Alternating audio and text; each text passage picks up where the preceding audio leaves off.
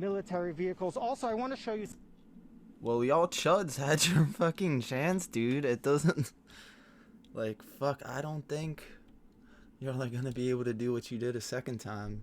Don't look like it unless y'all ready to go up against 20,000 troops. Oh my god. Extremists, just like those behind last week's insurrection at the U.S. Capitol, are now likely more emboldened to carry out further attacks. CNN's Jessica Schneider is in Washington. And Jessica, Not why? after Why seeing do all these those troops, dude. Like, no, not a... Bro, if they try something with all those troops, that's a whole nother level of fucking dumb. investigators think This is how a law enforcement bulletin that we've obtained reads in part.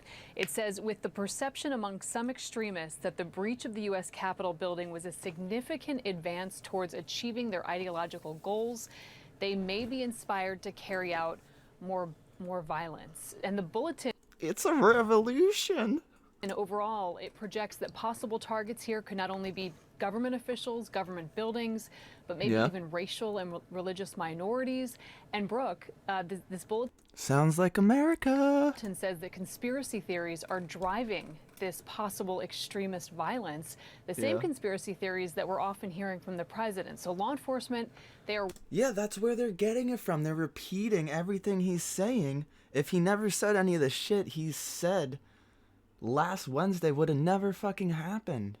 It is totally because of him, and anyone who says it's not is a fucking liar person, because they're repeating exactly what he's fucking saying. It doesn't take a fucking genius to figure that out. We're working to tackle these threats from every angle. Local agencies are sending help here to Washington. We know that FBI Director Chris Wray held a call yesterday alerting officials across the country about the threats in all 50 state capitals. So this is far and wide, and law enforcement is just trying to wrap its head around all the threats that are out there, Brooke. And wrapping their heads around all the arrests that are now coming in from last week. I know authorities arrested one of the guys seen on a video hitting a Capitol Hill police officer with a fire extinguisher. Who is he? Oh, We're seeing multiple people charged every day. So, Brooke, the latest you just mentioned is a retired Chester, Pennsylvania firefighter accused of striking a fire. He's a retired Chester, Pennsylvania firefighter. He is accused of striking right, exactly, a firefighter.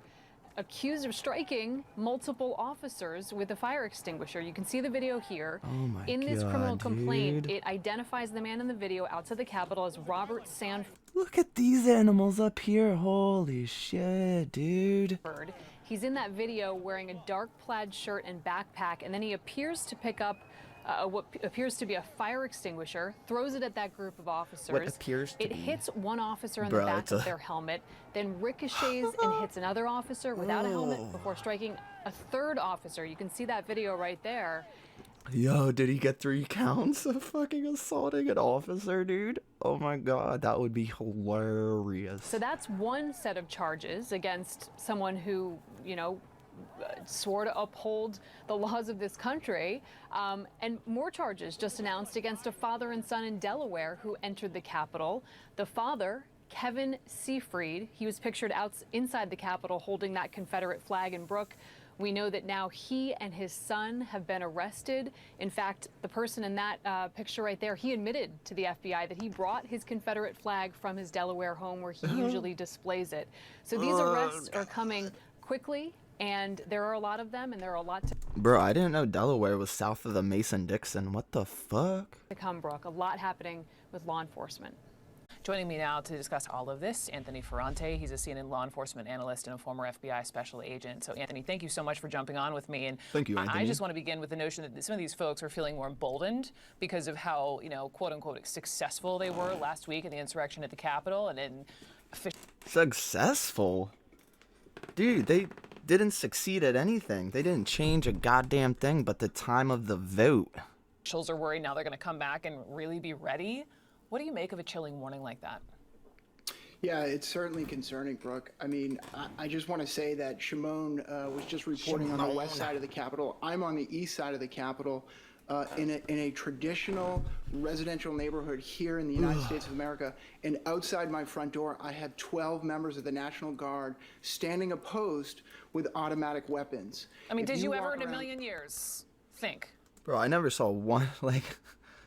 the picture of them all in the Capitol yesterday, they don't have mags in their guns. You would never be never saying in that. a million years. Yeah, it's unbelievable to me. I mean, I've traveled all over the globe, and this security around the U.S. Capitol right now, and that's one thing I really want to drive the point home to your viewers, is this isn't security Yeah, I around don't the see no Capitol mag. itself.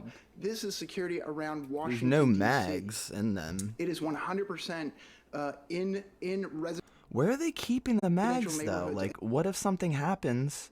and affecting our way of life. That noise you may be hearing are the barricades that they're putting up on my street right now. I don't... Security, yes, not just around Washington, but across the country. And just to remind our viewers, some of these U.S. capitals allow open carry, right? So the danger is exponentially greater when you know, as a law enforcement officer, right, trying to keep people safe, you know that people could be there and armed. How does law enforcement prepare for that? Like, comment, subscribe, follow, ring that bell, give a rating.